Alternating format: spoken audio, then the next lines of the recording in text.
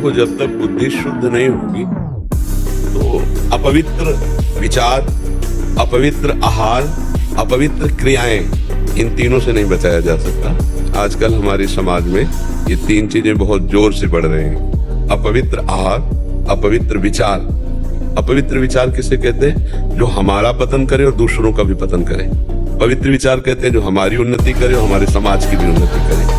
पवित्र भोजन उसे कहते हैं जो हमारे स्वास्थ्य की रक्षा करे, हमारे विचारों को सहयोग दे।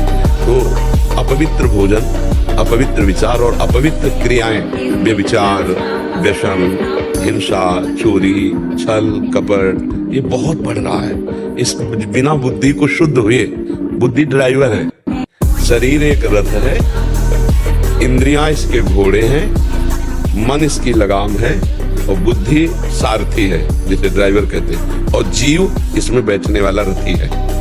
अब ड्राइवर नशे में हो तो कहीं भी गाड़ी ठोक देगा। तो हम इस समय सबसे ज्यादा आवश्यकता है बुद्धि को शुद्ध करना।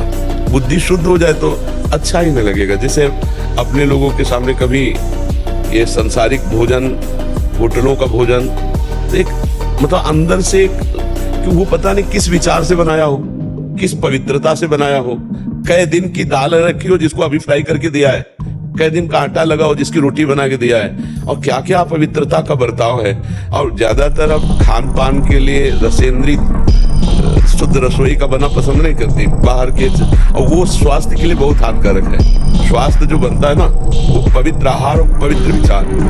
देखो, अगर लंगोटी का कच्चा आदमी है, देहाती भाषा में तुम्हें बता रहे हैं, तो कुछ भी करे वो उन्नतिशील नहीं हो सकता। जो व्यभिचारी पुरुष है और अशुद्ध भोजन करने वाला व्यभिचारी हो ही जाएगा। तो लोगों की मान्यता है कि हम जैसे मांस खा करके, अंडा खा करके या ऐसे और आहार करके हम अपने शरीर को बलवान कर सकते हैं। नहीं, सात्विक और भजन बल का जो आत्मबल है, आत्मशक्ति है, उसमें बड़ा बल होता है। ब्रह्मचर्य, संयम और सात्विक भोजन में जो बल है वो गंदे भोजन में बल नहीं है।